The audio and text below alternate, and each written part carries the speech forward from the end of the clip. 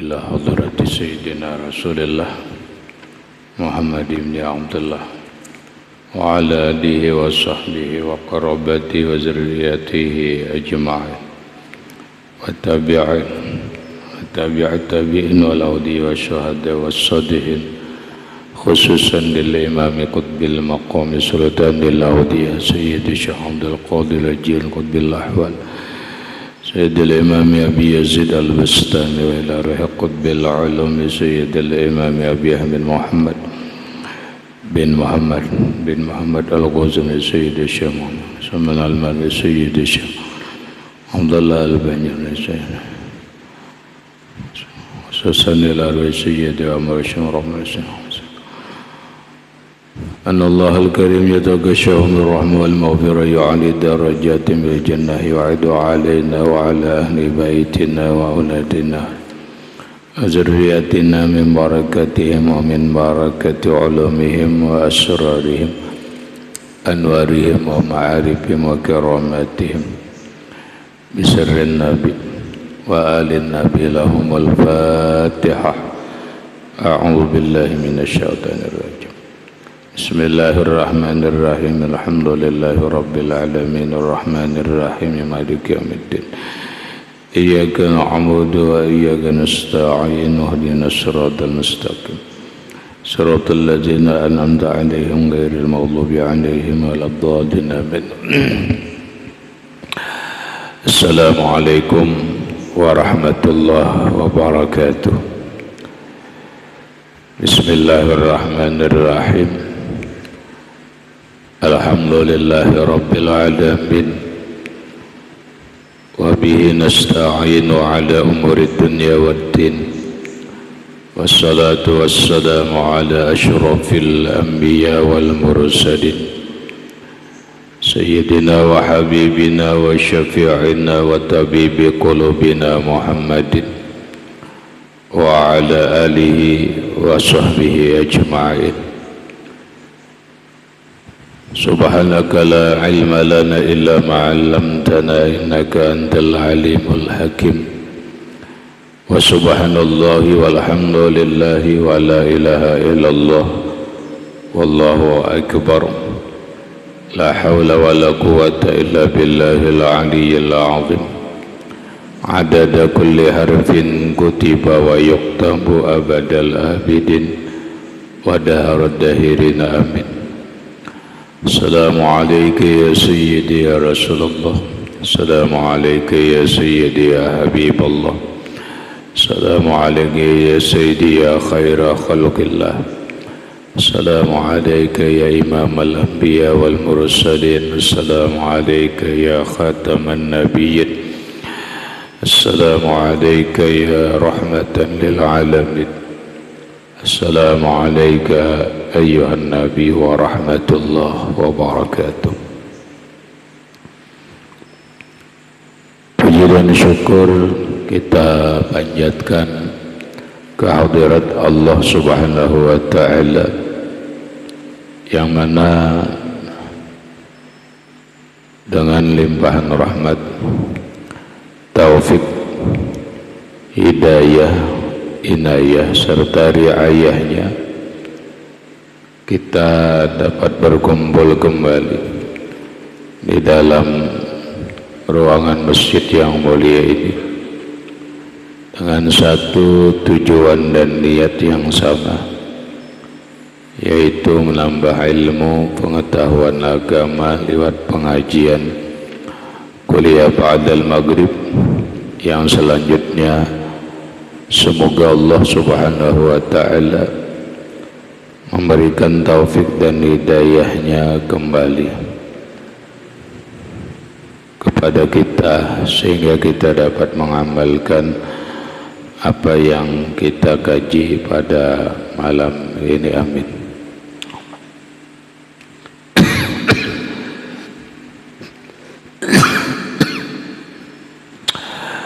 Bapak, ibu-ibu, hadirin wal hadirat rahimakumullah.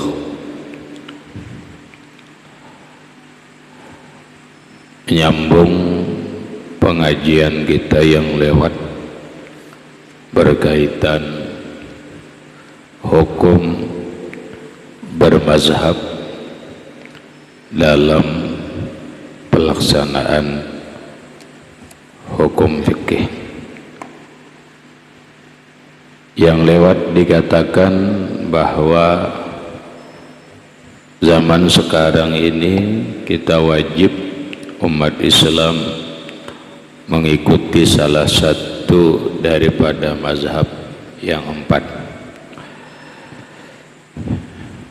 baik mazhab Hanafi, 2 mazhab Maliki, 3 mazhab Syafi'i, yang keempat mazhab Hambali. Di dalam kitab Al-Mizanul Kubra, Syekh Abdul Wahab Asy-Sya'rani mengutip perkataan guru beliau yang terkenal, yaitu Syekh Ali Al-Khawas.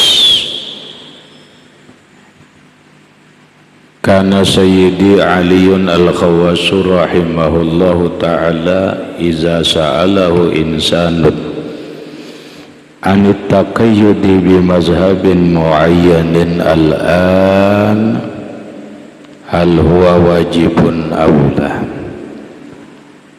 yaqulu lahu yajibu 'alaika at-taqayyudu bi mazhabin ma dumta lam tasil ila syuhudi 'aini syari'atil ula khaufan minal wuqu'i fid dhalal wa 'alaihi 'amalun nasil yawma.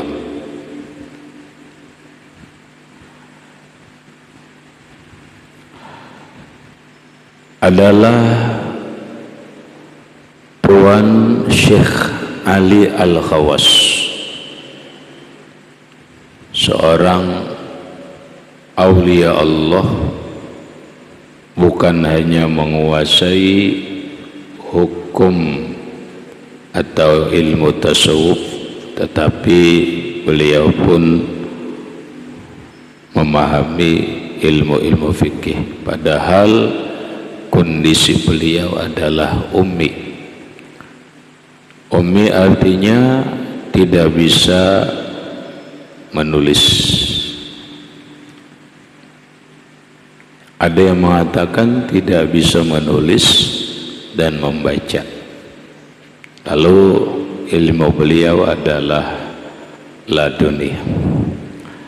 Syekh Ali Al-Khawas iza sa'alahu insan, apabila orang bertanya kepada beliau anit taqayyudi bi mazhabi muayyanil an, tentang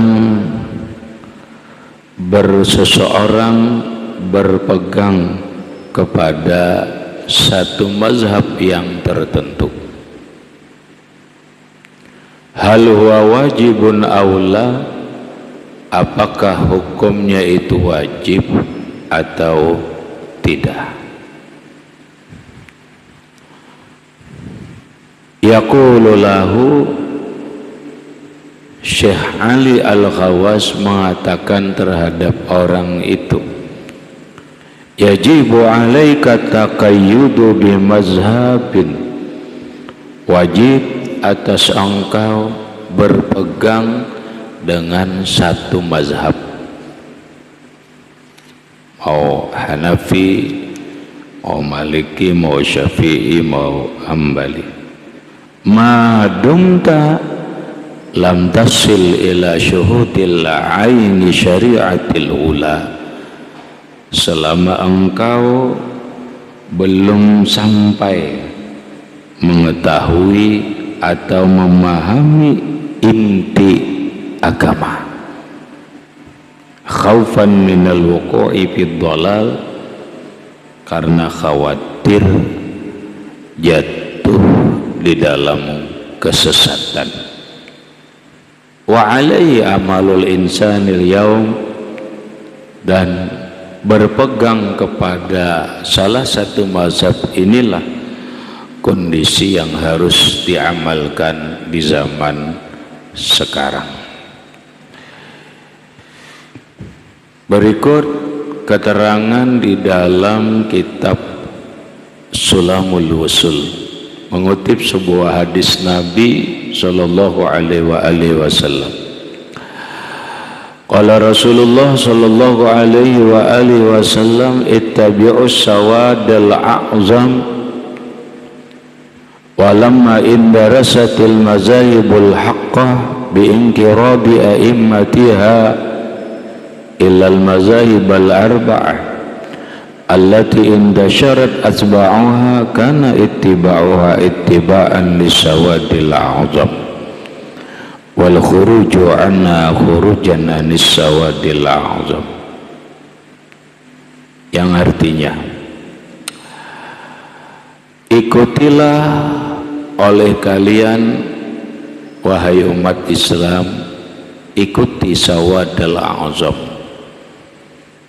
kelompok mayoritas umat Islam.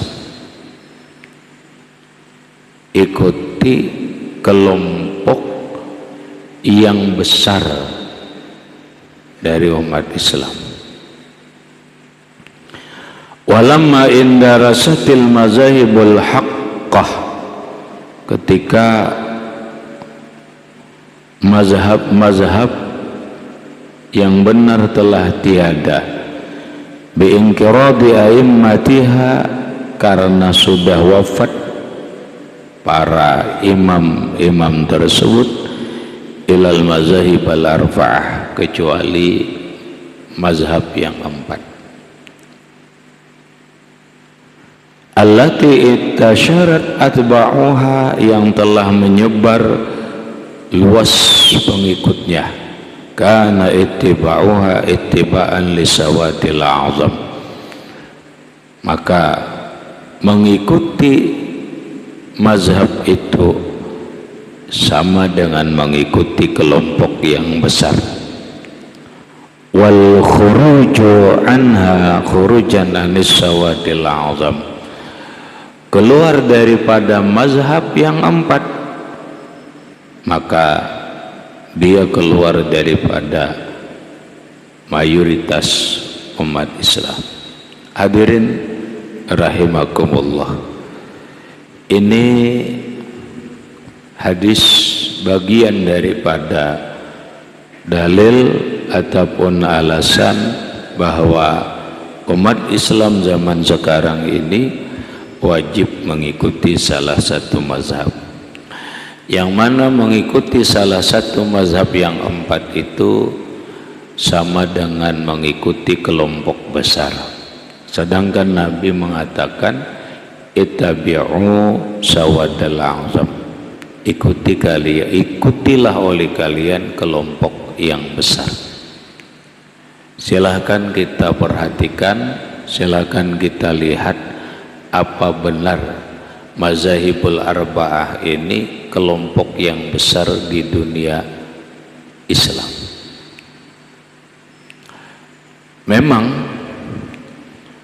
kita zaman sekarang Islam itu banyak firqahnya, banyak pecahan-pecahannya. Ada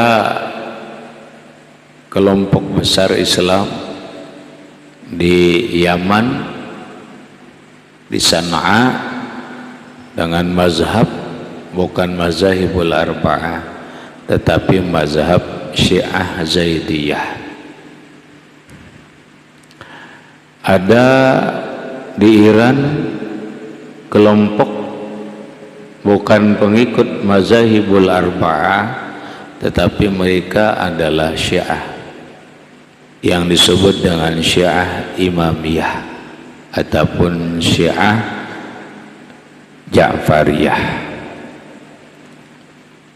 Ketika di mana-mana bersumberkan dari Arab Saudi, ada kelompok yang disebut dengan kelompok Islam Wahabi.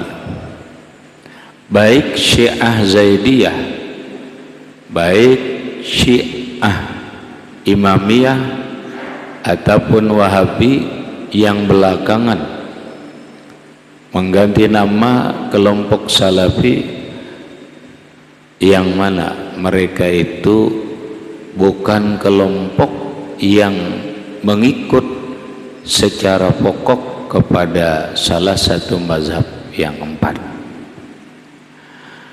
Dari yang lainnya adalah mengikut mazhab, namun ternyata yang terbesar di dunia ini adalah pengikut bermazhab.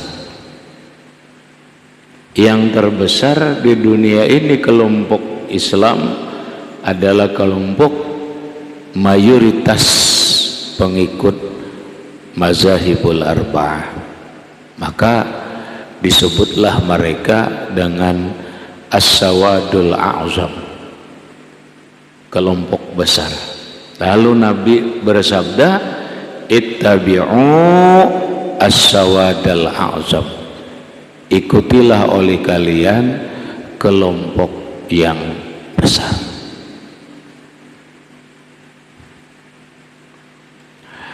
Hadirin rahimakumullah, itu dalam mengikuti hukum-hukum fikih. Berikut dalam pandangan ahlu sunnah wal jamaah, ternyata kita pun dalam hal akidah, hal keyakinan tentang ketuhanan, hal akidah keimanan, hal keyakinan tentang ketuhanan, kita pun harus punya acuan. Kita pun harus punya imam dalam keyakinan kita, dalam pandangan kita tentang akidah keimanan. Dalam hal akidah, para ulama berkesimpulan umat Islam sekarang ini pun wajib berpegang kepada pemahaman akidah ahlu sunnah wal jamaah, yang pemahaman akidah ahlu sunnah wal jamaah itu adalah akidah yang dipelopori pemahaman itu oleh Imam Abul Hasan Al-Asy'ari dan Imam Abul Mansur Al-Maturidi. Dengan metode pembelajaran atau pemahaman akidah itu tertuang di dalam pelajaran yang disebut dengan aqaidul iman, atau yang disebut dengan sifat 20. Jadi dalam hal belajar tauhid, kita mengacu pengajian, keilmuan, pemahaman Imam Asy'ari atau Imam Maturidi, yang ini sudah dibukukan oleh para ulama, yaitu di dalam kajian sifat 20, agar akidah ketuhanan kita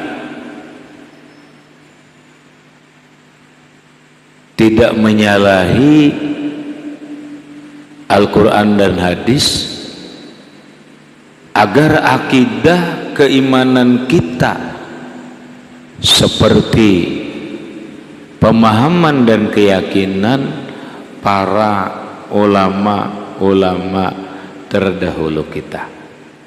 Maka karena inilah para ulama mengajarkan kita dengan pengajian kitab tauhid yang disebut dengan sifat 20 yang kedudukannya di dalam hukum belajar sifat 20 atau belajar aqaidul iman atau pembelajaran yang disebut dengan mengenal Allah, ini didahulukan daripada belajar kitab fikih. Ini didahulukan daripada belajar kitab tasawuf. Karena Rasulullah sallallahu alaihi wasallam bersabda, "Awwaluddin ma'rifatullah." Awal agama itu yaitu mengenal Allah. Jadi permulaan agama belajarlah sifat 20 untuk mengenali Allah dengan sifat-sifatnya. Nah, belajar sifat 20 ini tidak lain adalah supaya kita dalam hal keimanan jangan sampai taklid, jangan sampai umpatan. Dalam berkeyakinan tentang Tuhan, kita harus punya argumentasi, dalil sendiri yang bisa kita utarakan, yang itu menjadi pokok keyakinan kita. Kenapa? Karena ketika orang kada belajar tentang mengenal Allah, tentang mengenal sifat-sifat Allah yang dituangkan oleh para ulama dalam pengajaran tauhid, dalam pengajaran aqaidul iman, dalam pengajaran sifat 20, maka dipastikan kita dalam berkeyakinan tentang Tuhan hanya taklid, umpatan.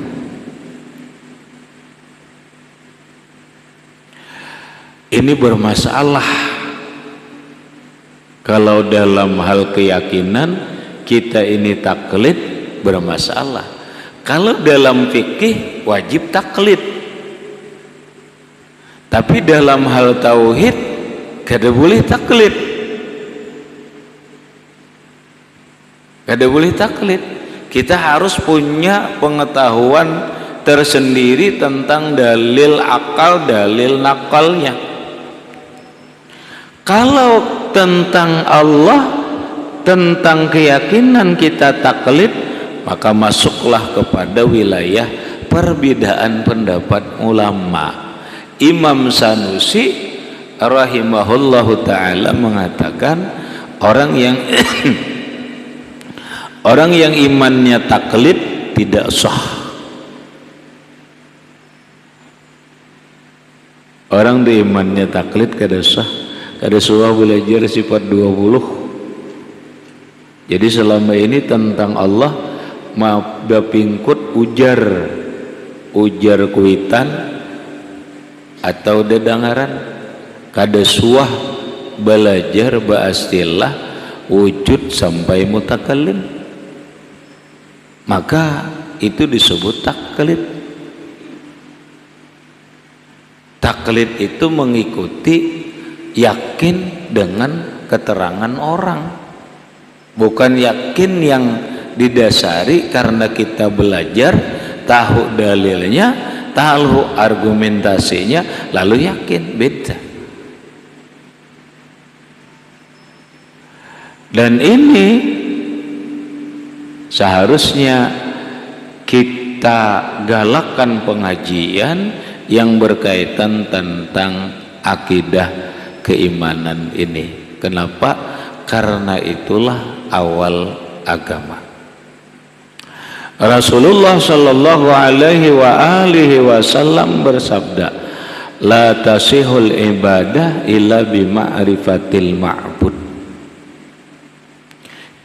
ibadah yang dilakukan itu tidak akan sah kalau kita tidak mengenal orang yang disembah, kalau kita tidak mengenal orang yang diibadahi.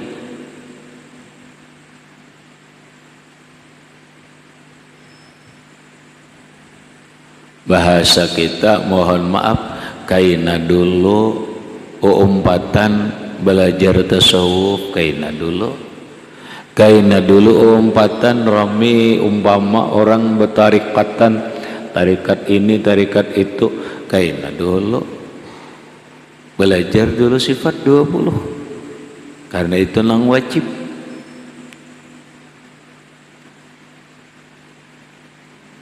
Belajar dulu wujud, dalilnya apa, kidam, baqa, mukhalafah lil hawadisi dan seterusnya, lawan dalil-dalilnya.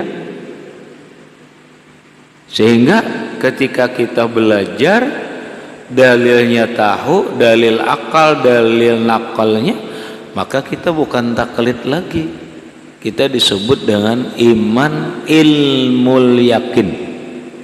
Kita yakin lantaran belajar,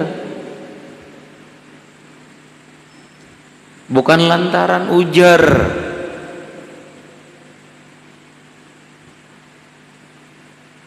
Jangan jua belum belajar sifat 20 wujud sampai mutakallimun mengerti, belum belajar ilmu ma'rifat, lalu belajar ilmu kesempurnaan kisahnya, lalu belajar ilmu nang tinggi-tinggi, kisah Nur Muhammad terus, kajian Nur Muhammad terus, sifat 20 ada suruh ngaji, kajiannya apa? Kajiannya tentang bahasa kita orang ini, man arafa nafsahu faqad arafa rabbah. Siapa yang mengenal diri berarti dia mengenal Allah, lalu mengenallah dia akan dirinya. Mengenal akan dirinya, tapi dalam pengertian dia memahami, mengenal tentang dirinya bukan lewat sifat 20.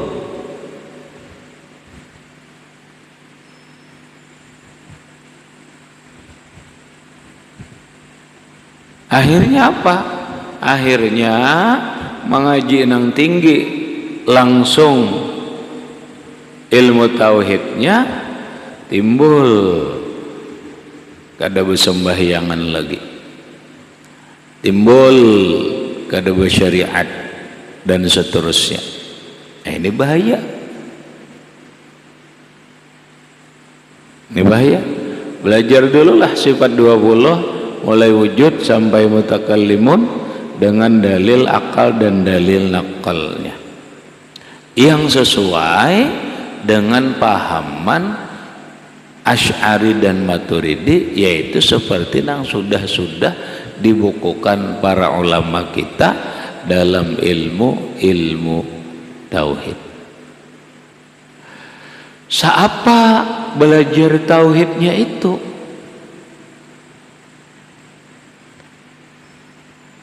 Cukup dulu, kata Imam Al-Ghazali, cukup dulu dengan kadar supaya inya kada taklid lagi.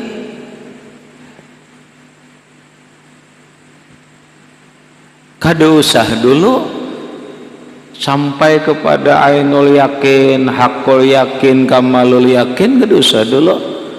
Sudah cukup dengan ilmu yakin. Kalau bahasa pondok ya cukuplah, sudah dulu belajar kitab Kifayatul Awam lah.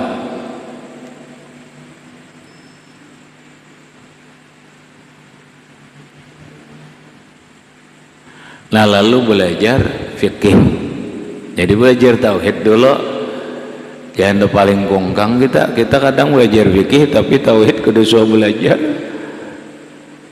Tauhid dulu hanya belajar fikih, mengenali Allah dulu hanya mengenali cara menyembahnya, hanya belajar apa cara menyembah Allah.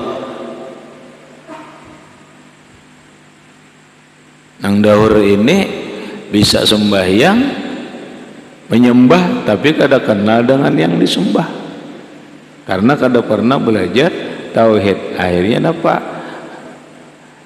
Rusak. Apa yang dikatakan Nabi tadi, la tasihul ibadah illa bima'rifatil ma'bud. Kada sah ibadah kecuali mengenal apa orang yang diibadati.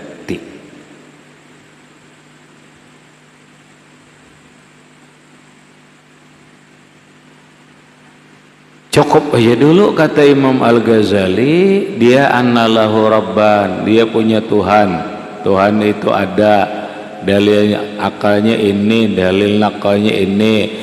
Tuhan itu bersifat kidam, dalil akalnya ini, dalil nakalnya ini. Tuhan itu bersifat baqa dan seterusnya sampai mutakallimun. Mantap inya dengan keyakinan, dan karena penjelasan itu sudah cukup. Sudah dulu belajar tauhidnya, sudah sah dulu imannya.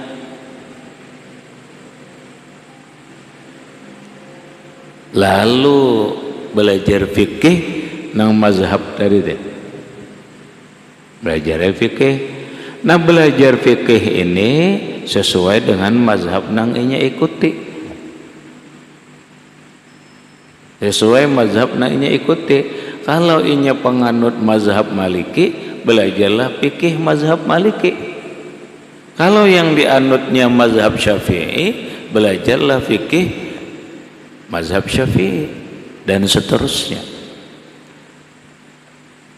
Supaya ibadah sah. Lamun imannya sah, tapi ibadahnya kada sah, bermasalah juga. Bermasalah. Orang iman sah tapi fikih bermasalah, kada bisa. Kayak apa? Lawan dibalik. Belajar tauhid kada bisa dikatakan iman kada sah, lawan ibadahnya sah. Yang benar adalah imannya sah, ibadahnya sah. Jika tidak lebih baik imannya sah walaupun ibadah belum sah. Kenapa? Di akhirat itu pertimbangan yang pertama adalah iman. Coba pian orang di dalam kubur ditalkin aja dulu. Pertanyaannya adalah pertanyaan hukum fikih. Iza ja'akal malakani muwakkalani bika wa bi amsalika wa iza atayaka wa ajlasaka wa qala laka man rabbuka.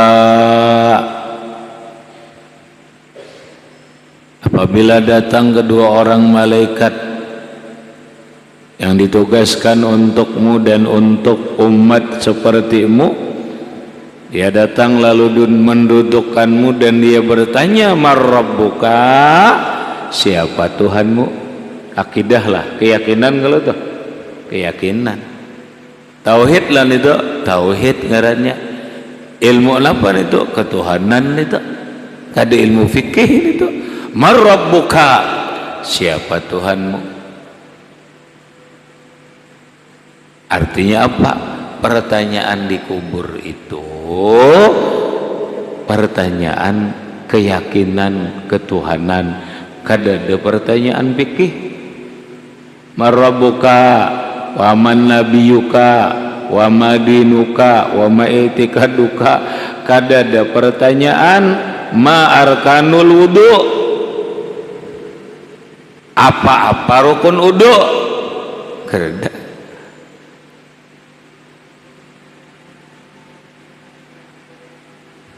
Kenapa? Iman yang penting. Iman yang penting.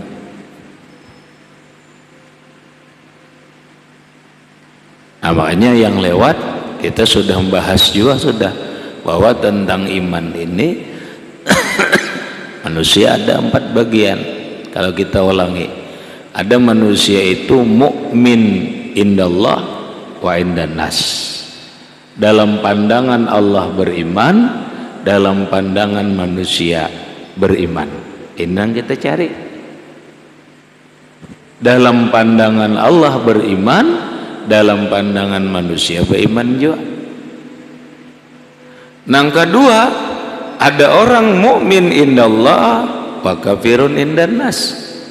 Orang dalam pandangan Allah beriman, tapi dalam pandangan manusia kafir. Ini masih selamat ini. Kenapa ada iman?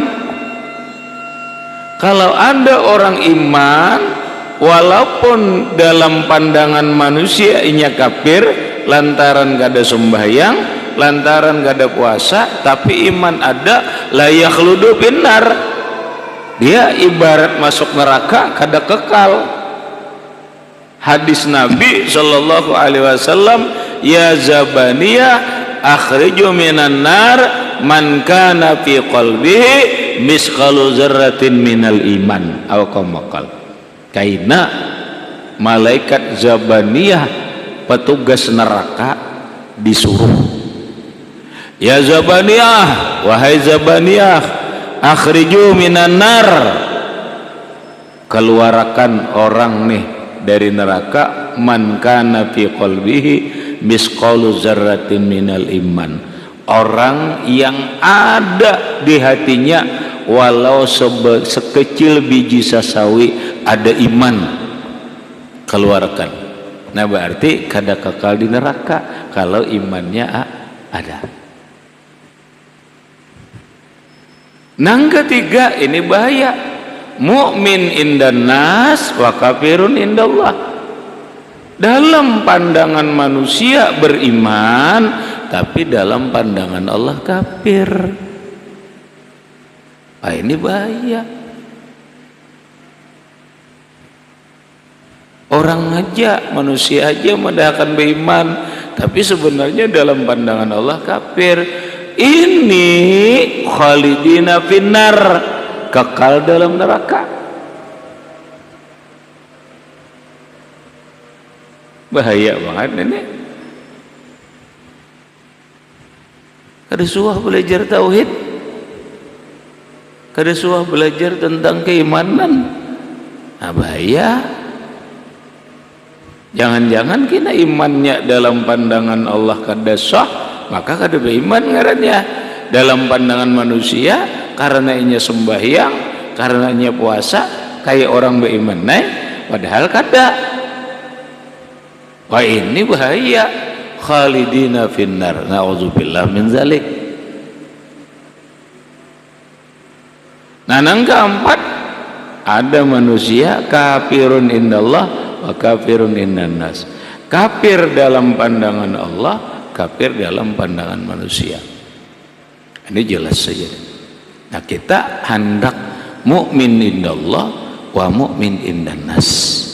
Beriman dalam pandangan Allah, beriman dalam pandangan manusia, maka belajarlah ilmu tauhid, aqaidul iman, mulai wujud sampai mutakallimun, dengan dalil nakalnya dan dalil akalnya, sesuai dengan pemahaman Imam Abul Hasan Al-Asy'ari dan Imam Abu Mansur Al-Maturidi.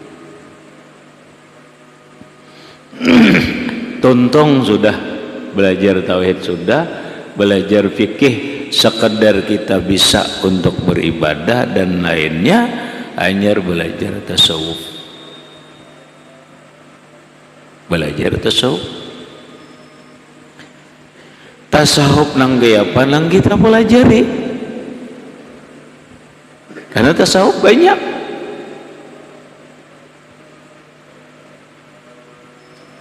Nah, tasawuf nang kita pelajari, tasawuf nang nyaman aja. Mang ada tasawuf nang ngalih nyata lah. Karena tasawuf itu terbagi 3. Ada ngarannya tasawuf akhlak, Nang kedua tasawuf amali, yang ketiga tasawuf falsafi.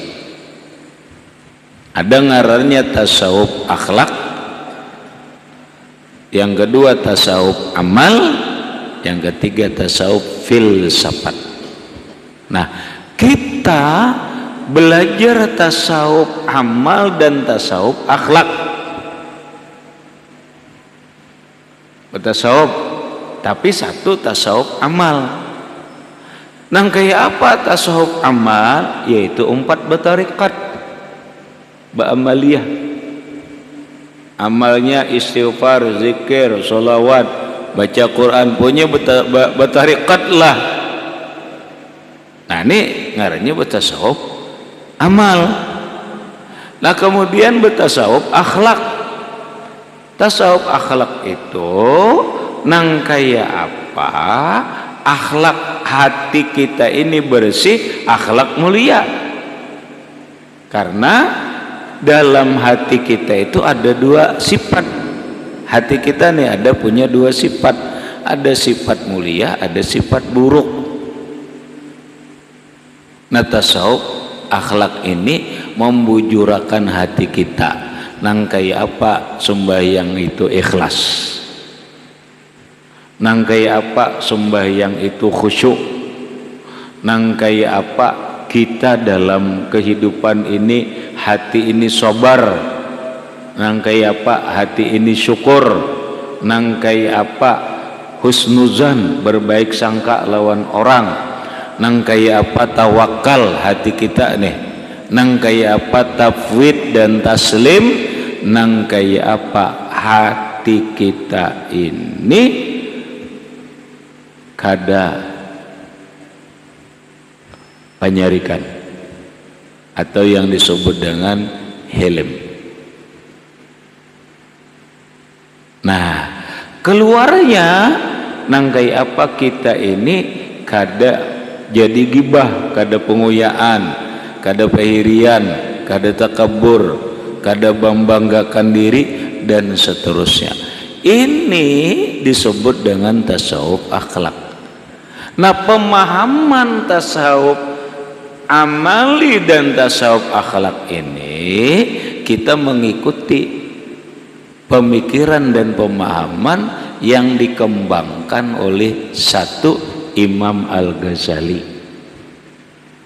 Maka belajarlah kitab-kitab tasawuf yang dikarang oleh Imam Al-Ghazali.